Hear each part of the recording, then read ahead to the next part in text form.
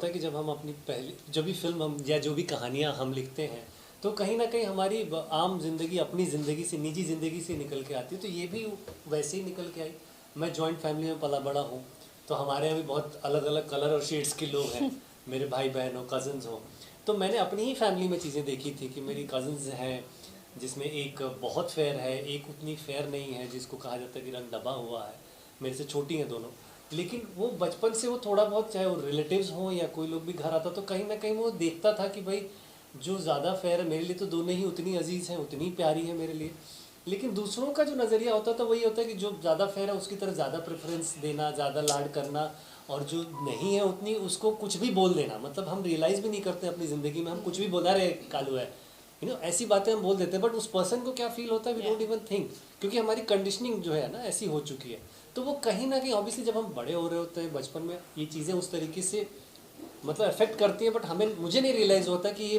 ये रह जाएगी मेरे साथ। तो जब कहानी, एक फिल्म, जब अपनी पहली फिल्म बनानी थी कि मुझे बनानी है, एक कहानी कहनी है, तो कहीं ना कहीं ये चीज़ मेरे सबकॉन्शियस माइंड में थी, वो आई कि यार हाँ ये एक ऐसा इशू, इसको एड्रेस किया जा सकता है। अब क्योंकि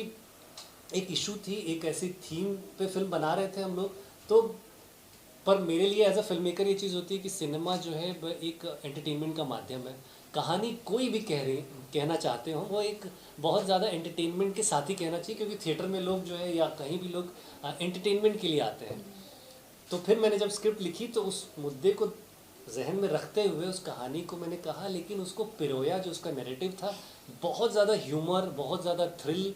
के साथ मैंने प्रेजेंट किया, जिसकी वजह से जो है आज इतने फिल्म फेस्टिवल्स में जो हमें सराहना मिली वो इस वजह से मिली कि वो एक, जैसे कई जगह बोला गया फिल्म फेस्टिवल में कि यार इस मुद्दे को इस तरीके से कहा जा सकता है, ये हमने सोचा नहीं था, जिसकी वजह से फिल्म को सिलेक्शन में आसानी होगी मेरे ख्याल से। और जब ट्रेलर अभी लॉन्च किया हमने 2 दिन पहले, तो जिस तरीके से ट्वीट्स हुए, जैसे ट्विटर पे ट्रेंडिंग था वो, या जिस तरीके से उसके लाइक्स और व्यूज़ बढ़ने शुरू हुए, तो वो कनेक्ट किया, जो ट्रेलर ने बहुत कनेक्ट किया। और क्योंकि उसमें ह्यूमर के साथ कही गई है तो उसका इम्पैक्ट मेरे ख्याल से अच्छा पड़ा है, शायद मैं ऐसे ही सोच रहा हूँ, तभी लोग इतना लाइक दे रहे हो, इतना प्यार दे रहे हैं ट्रेलर को। तो यस, एज अ मेकर तो हम लोग खुश हैं कि जिस तरीके से रिस्पांस मिला है। Casting plays a very important part. जी। Casting plays a very important part. It also remind me of what Bhumi Pendikar had done in Bala. किसी फेयर हीरोइन को लेके उसे काला दिखाना, उस पे आप क्या कहेंगे? देखिए मैं सही बताऊँ तो मेरी दोनों जो हीरोइंस हैं, सुलग्ना यहाँ बैठी हुई है, खुशबू अनफॉर्चुनेटली यहाँ है नहीं, इंडिया में है नहीं, वो रहती तो आप लोग देखते, वो भी खुद बहुत खूबसूरत है। तो मेरे लिए जब कास्टिंग की बात आई तो मैंने कहा कि यार खुशबू को मैं पहले से जानता था, तो मैंने जब उसको फ़ोन किया, ये किया, फिल्म बनाई, तो उसने भी सीरियसली नहीं लिया मुझे कि मैं हीरोइन की तरह लेना चाहता हूँ, क्योंकि वो बेचारी खुद एक जर्नी से आई थी। She is a brilliant actress, she is a brilliant actress, लेकिन उसको खुद इन चीज़ों का सामना करना पड़ा था कि इतना टैलेंट होने के बावजूद भी उसे काम नहीं उस तरीके का मिला जो वो डिज़र्व करती है, ओनली एंड ओनली बिकॉज कि उसका कलर जो है वो शायद ऐसा नहीं है या ऐसा नहीं है, इस वजह से। तो मेरे लिए बहुत ही ज़्यादा, जैसे कई लोगों ने कुछ ऐसे एक्ट्रेसेस का नाम लेके इनको ले लेते हैं, इनको थोड़ा सा हम लोग शेड दे के थोड़ा डार्क कर देंगे, ये वर्क कर जाएगा, बट मैं बहुत एडमेंट था कि नहीं, मैं कहानी जब कह रहा हूँ कि ये एक सो कॉल सांवली या गोरी लड़की की, तो मैं कास्टिंग भी वैसे ही करूँगा। मैं किसी गोरी एक्टर को या एक्ट्रेस को जो है मैं उसका शेड नहीं चेंज करूँगा। अब भाई क्योंकि फिर मतलब मैं जिस मुद्दे को कह रहा हूँ मैं उसी के प्रति फिर मेरी जो है, मैं कहूँ तो मैं सच्चाई से नहीं कहूँगा। अगर मैं किसी गोरी एक्ट्रेस को कास्ट करके उसको, अब जैसे आपने एग्जांपल दिया एक फिल्म में कि भूमि पेडनेकर जी जो कि बहुत कमाल की एक्ट्रेस है, कि उनको कास्ट किया गया और उनको जो है, सो खैर वो उन फिल्म मेकर की उनकी अपनी सोच थी, उन्होंने क्यों किया। पर मेरे से पूछेंगे तो मेरे लिए भाई, क्योंकि मैं इस मुद्दे को एड्रेस कर रहा हूँ तो वैसी ही एक्ट्रेस मुझे चाहिए, और जो कि कमाल की एक्ट्रेस है। तो मैं क्या मानती, जैसे अभी अक्षय ने कहा कि जिस एक्ट्रेस का उन्होंने जिक्र किया कि इंडस्ट्री में काम उतना नहीं मिला, और she is a brilliant actor, this is what he said this right now, क्या आप मानती हैं कि इंडस्ट्री में रंगभेद है? देखिए अभी थोड़ा बेटर हुआ है फ्रैंकली। हां रोल so good to see you guys. सबसे पहले तो इस बात की मुबारकबाद कि ट्रेलर को बहुत अच्छा रिस्पांस मिल रहा है। Thank you. क्या आपने सोचा था जिस तरह से फिल्म को भी इंटरनेशनल लेवल पे जो सम्मान मिला है, हर जगह सेलेक्ट हुई, क्या आप दोनों ने सोचा था कि यहाँ तक जाएगी? एक्चुअली देखिए, जब बनाना शुरू किया था तो ऑब्वियसली शुरू में ये नहीं सोचा था कि हम कहाँ तक पहुँचेंगे। पहली जो चीज़ वो ये थी कि यार हम फिल्म को बना लें जिस तरीके से हम चाहते हैं फिल्म को बनाना, और जो कहानी हम कहना चाहते हैं। सो एज ए डायरेक्टर मैं यही कहना चाहूँगा कि मैं बहुत खुश नसीब महसूस करूँगा कि मुझे जो टीम मिली, चाहे वो मेरे एक्टर्स हो, क्रू हो, वो भी इक्वली क्रेजी थे। अगर मैं उसको अपनी भाषा में बोलूँ तो उतने ही पागल थे वो लोग भी, कि उसने जिस तरीके से सपोर्ट किया, हमने जिस तरीके से पूरी फिल्म बनारस में शूट की, हमने 8-9 दिन गोरिल्ला शूट किया, और जिस तरीके से पूरी टीम और क्रू ने काम किया, आई थिंक उसी की वजह से ये फिल्म उस तरीके से बन पाई जिस तरीके से आज है वो। और उसके बाद हमने सोचा था कि जर्नी शुरू करेंगे फेस्टिवल्स की, तो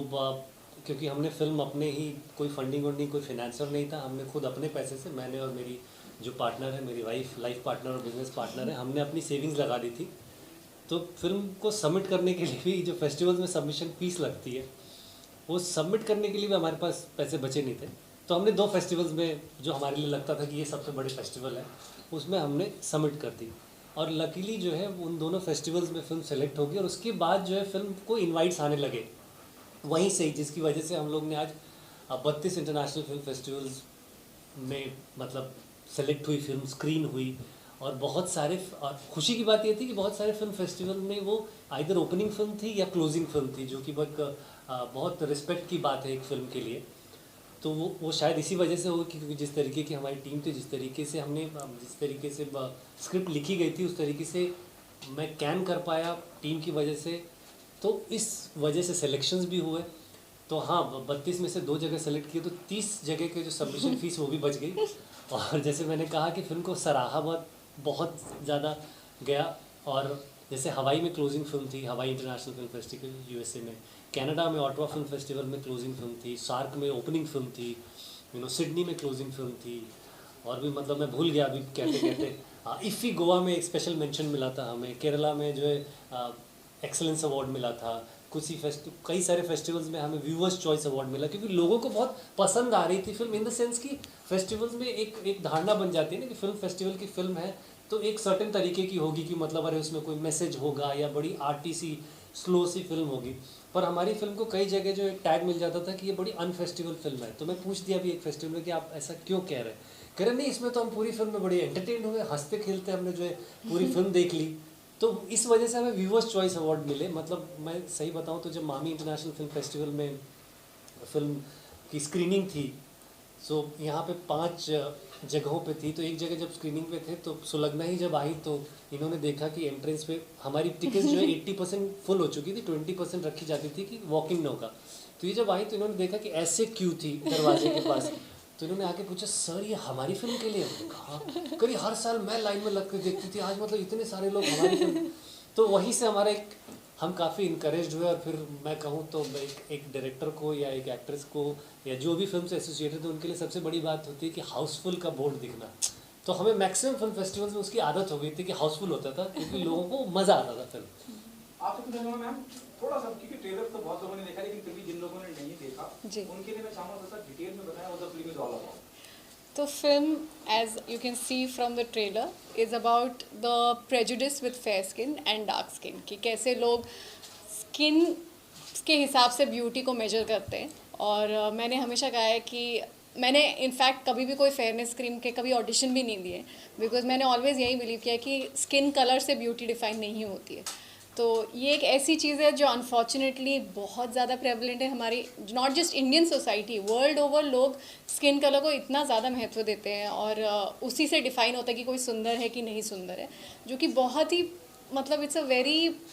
we need to stop thinking like that, because beauty is from within. And मैं ऐसे ब्यूटी पैजेंट वाला आंसर नहीं बोल रही हूँ, actually a person is as beautiful as they are as a human being, मुझे ऐसा लगता है और मैं एक्चुअली बिलीव करती हूँ। और इस फिल्म के थ्रू हम यही चाहते हैं कि हमारे जैसे और भी लोग हों जो इस चीज़ को बिलीव करें, और किसी के स्किन कलर की वजह से उन्हें जज ना करें। या ये बहुत कॉमन है, हर कोई कहता है अरे उसका रंग दबा हुआ है, ये जो वर्ड है ना, ये हम चाहते हैं कि थोड़ा सा, मतलब इट्स एन एंटरटेनिंग फिल्म, तो हम चाहते हैं इसके थ्रू, एंटरटेनमेंट के थ्रू थोड़ा सा मैसेज लोगों के पास जाए और लोग समझे कि fairness is not everything and being fair doesn't mean you are beautiful. That's आपसे एक सवाल है कि आप एक अपने कहानी आपने खुद लिखी।